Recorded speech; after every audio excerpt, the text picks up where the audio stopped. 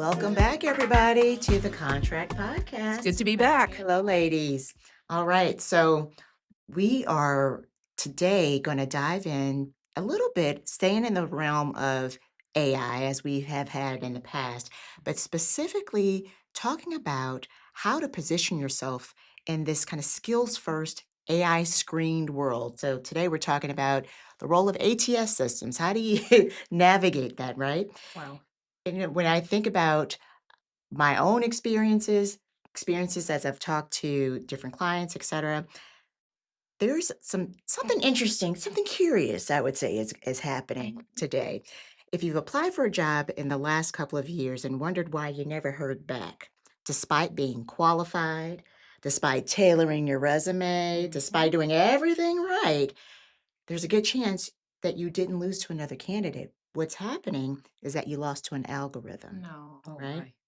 So, today, like I said, we're talking about one of the most significant shifts in the world of work, the rise of AI driven hiring and the collapse of the traditional job application model and what it actually takes to get seen and then selected in this skills first economy. And so, this conversation is both for new graduates who may feel shut out. It's also for experienced professionals that are navigating a changing landscape or career changers. Mhm. Really, for anyone who suspects that their credentials and experience deserve a better audience than they're getting.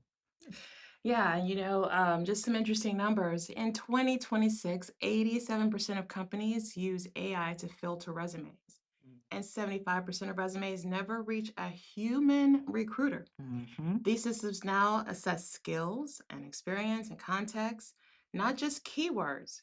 And meanwhile, 43% of employers prioritize skills over academic credentials, and 45% have removed degree requirements entirely. And so for early candidates, the picture is particularly stark. Entry level job postings for tech roles are down 34% for pre pandemic levels. Um, New graduates hiring has fallen 50% compared to 2019. And AI exposed roles for workers ages 22 to 25 has seen a 13% employment decline since late 2022.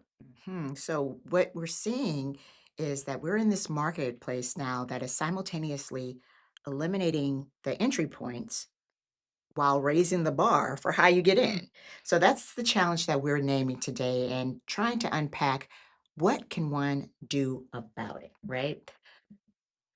No, to me, it just feels like entry level hiring has essentially collapsed in many sectors of our economy.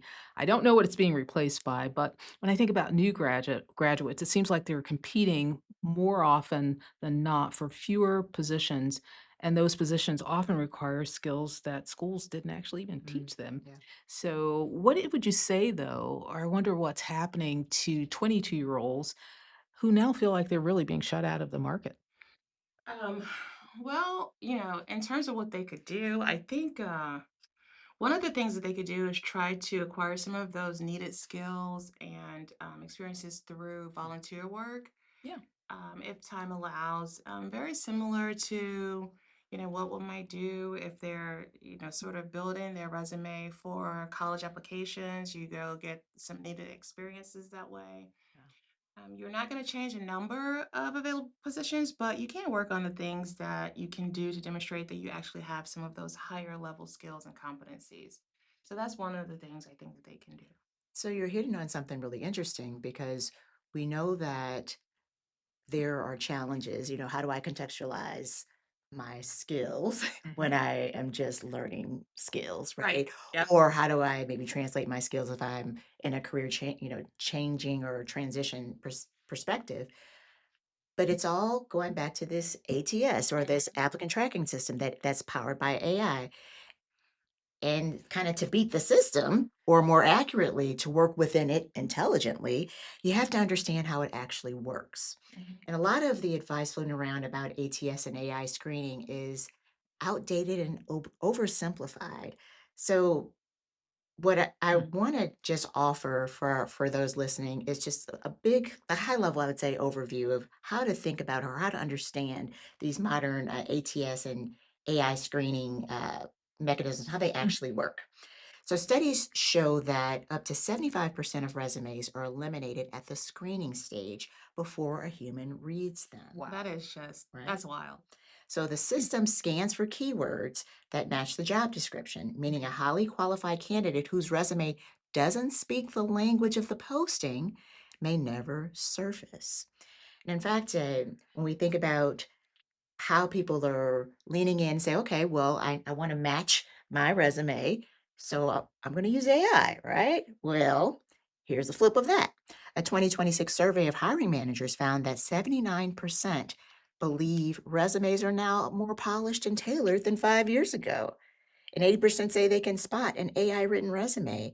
77% said many resumes appear partially or fully AI generated. So we said Hmm. that we need to learn how to work within the AI system, or let's have the language.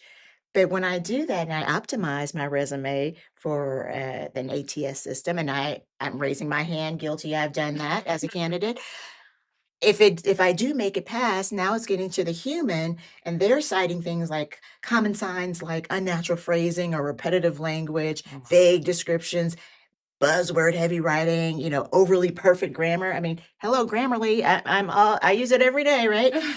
That it can also be detrimental to me when I get to the human. So it's like Wow. you can't win. Yeah. What do It you feels a little do? bit like a catch-22, Yeah. to be It honest. it really, really does. So it's like the result of this is that candidates using AI to apply broadly with generic resumes are getting screened out twice. First by the AI, because Mhm. maybe I didn't use the right keywords, and then potentially by the human. Listen, if someone wants to insert their actual resume that they wrote themselves to better represent and to present their skills and accomplishment to a recruiter, I don't have an issue with that, right? Mhm. Okay. Um, I think it just makes sense for someone to say, I don't have resume writing skills. I want this to be more contemporary and to ask AI to do it. That's different from asking AI to create you a fictitious True. resume, True. right? Right. I think it's a good way to refine your resume to better suit the position that you're applying for. Then there's another way that I use it is to get information that's compiled on the companies to understand, just some general information. So do that really quick, right in one place. And the other thing is to have an awareness of how they're being rated by current and former employees. Because it's a two-way street, remember, Yeah. how their customers are rating them. That gives you a lot of insight into them. So I think there's some really good tools and really good ways to use AI, that it's okay. So it's sort of like this catch-22 thing where 80% of hiring managers think that they can see it. Well, you're also wanting to see, as a hiring manager, polished resumes, right? Right. And so, how do you define what that looks and how that looks? So, that's my 2 cents. You know, and resumes are just one piece of the puzzle, a very important piece, obviously, because that's what's being It's your introduction. uploaded, Sure. right? But we're in this digital age, and your digital footprint is really important. So when we think about the world of work, one of the mainstays or the main places that hiring leaders, recruiters will look is LinkedIn. And so the question is, what do you look like on LinkedIn? How strong is your presentation? And so getting tactical is particularly for those that you guys are listening that you may be currently in this job search mode or you're about to begin one. Here are some specific things that we would love for you to consider, to think about what you can do to make a difference, to make yourself stand out. We've talked about the resume, Mhm. making sure that you're aligning, using the right verbiage and the right words, but also let's think about some other things that we need to do, and we'll get back to the LinkedIn piece in a minute. But there's some other things before we leave the resume. What are some more tactical things folks can be thinking Yeah. about? Well, look, the first thing that comes to mind, this reminds me totally of internet dating, right? Mm, You don't swipe right unless there's some matches, mhm, right? In terms of lifestyle and other things. So says it is, the job descriptions language on the site you might be applying for, you need to match it. There's no way around it. You have to use sometimes the exact phrasing, not colloquialisms or buzzwords and other things like that. So first, speak the language, and that's important. Mhm. Another thing I was thinking about, and Eva, you touched on a little bit with regard to lead with your skills, not your job history per se. Both are important, but the most important resume shift in recent days is really moving from a title based basis to a skills based presentation. So, in presenting a professional summary, you're more likely 3 to 4 lines at the top that just kind of summarize who you are. That's important to do and lead with that. Tell your own story, but think of your value proposition in that context. What specific capabilities or skills about you that might be differentiating? So, those are the standout things that come to my mind with regard to differentiation and kind of leading into this new way of applying for jobs. Mhm. Yeah, I think also you want to make sure that you're quantifying everything as much as possible and really showing what you accomplish. I did A, Yeah. B, and C. Mhm. I accomplished X, Y, Z through this mechanism, and it resulted in, Exactly. and so I think that's really, really be very specific. Don't use vague language. Mhm. Be very specific in what you show.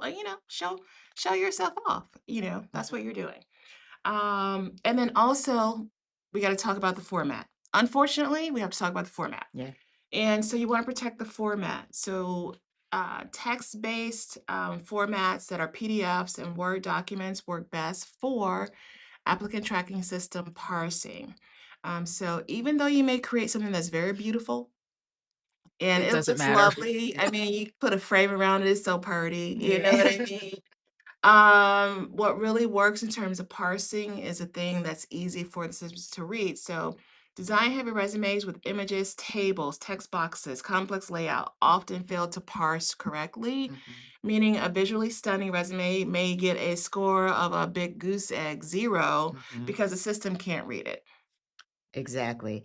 And again, that resume then translates back to that LinkedIn that I was starting to talk about, right? When you have your bullets and all of that, because they're looking for you. They want to say or see rather if what you've presented, what you've uploaded is also matching how you're representing yourselves everywhere else. And so when we think about the LinkedIn skills section, well, it's interesting. TIAA had a recent study and said more than 60% of U.S. enterprise hiring teams now filter by specific required skills before reviewing job history.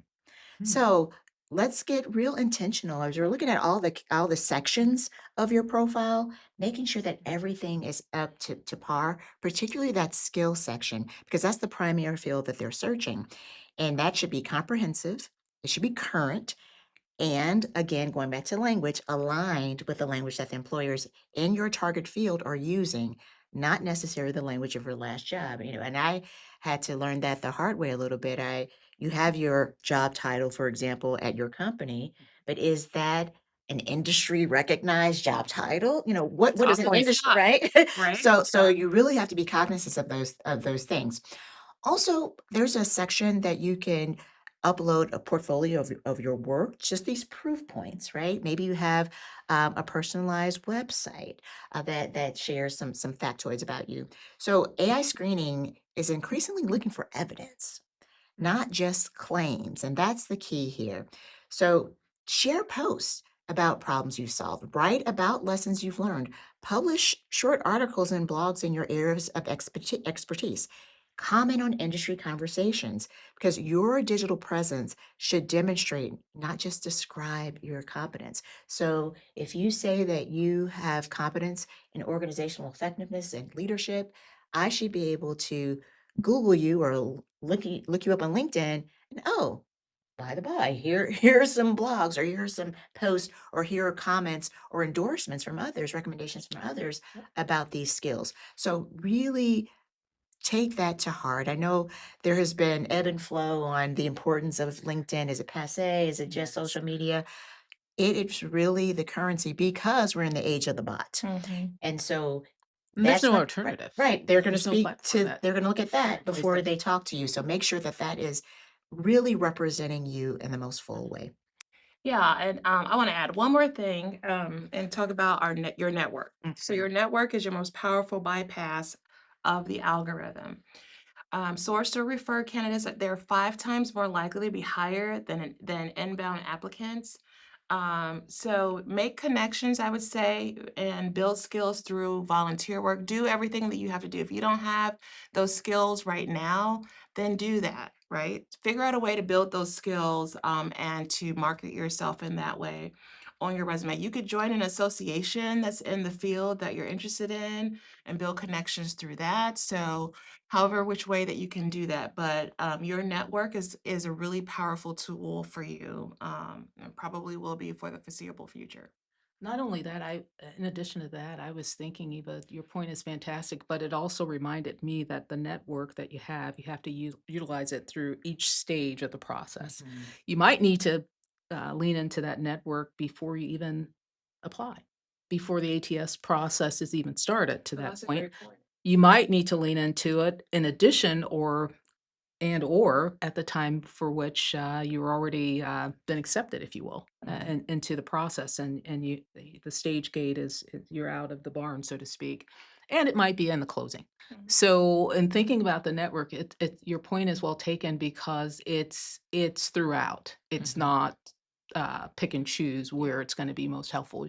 In today's market, you have to rely on it That is a great point. wholesale. Yep. Yeah, so again, the human is always going to be important, even Hmm. as we become more tech driven. We always need people. So really, this is a robust conversation, and we can Good continue it discussion. in so many different levels, right? But here's the honest truth about this moment: the hiring system has changed faster than most people's understanding of it, right? And that gap between how people are presenting themselves and what employers are actually looking for is costing talented people opportunities they deserve. Yep. The good news is that this is fixable. So, the skills first economy rewards people who can demonstrate capability, not just credentials. So, it's not just about your degree or the certifications per se, but what is the proof in the pudding, right? And in a world where 75% of resumes never reach a human, the single most valuable thing you can do is become someone who gets referred. Again, people to Mhm. people. Someone whose work is visible, whose skills are legible, and whose value proposition is clear. And that's not luck, that's strategy. Yeah, So I hope, Absolutely. right? So I hope that with this discussion, you listeners out there have been able to glean few actionable points that you can implement in your job search, implement in your sprucing up of your resume and your digital footprint, particularly on LinkedIn. And as always, we thank you so much for taking the time out to listen to yet another episode of the Contract Podcast. You can catch us where you get your podcast, particularly on a YouTube channel. Follow us on Instagram and also at thecontractpodcast.com. We'll catch you next time. Thanks, everybody.